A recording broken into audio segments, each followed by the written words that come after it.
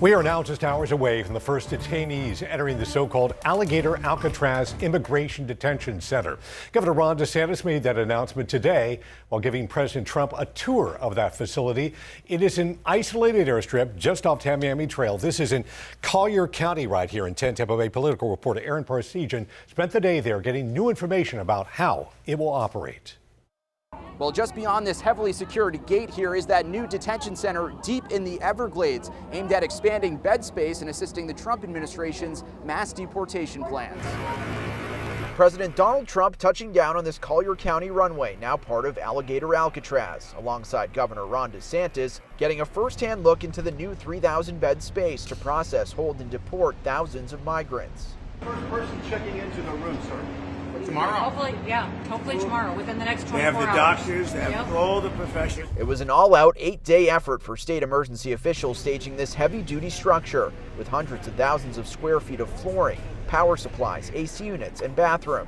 While detainees will stay in here, the facility also has space for thousands of staff, legal services, a pharmacy, and medical facility. This is a state-of-the-art facility, air-conditioned, isolated though for security purposes, which is very helpful. And I appreciate so many people being willing to work together to make a project like this happen. Pitched first by Attorney General James Uthmire, officials also touting the natural barrier, flora and fauna of the Everglades surrounding it.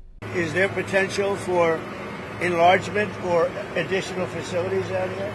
There may be. I think what we're doing is, because this is an important part of Florida, we're using the existing footprint of this airport. So when you guys go over there, you'll see all the beds, the medical, the galley, everything is on the concrete. We're not using any of the other stuff. Now, as you'll see, there's a lot of concrete, so there very well may be.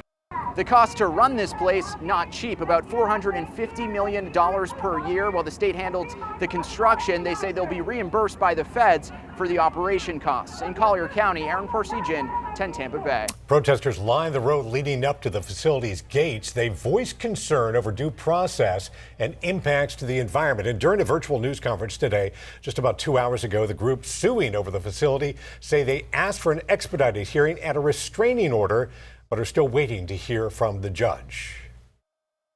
They rushed this through, and all we hear is the governor and the president today saying there will be no environmental impact. Why? Because they say there will be no environmental impact. No analysis has been done, no assessment has been done, no public input has occurred, no effort to concur with other agencies, all of the things that the law requires.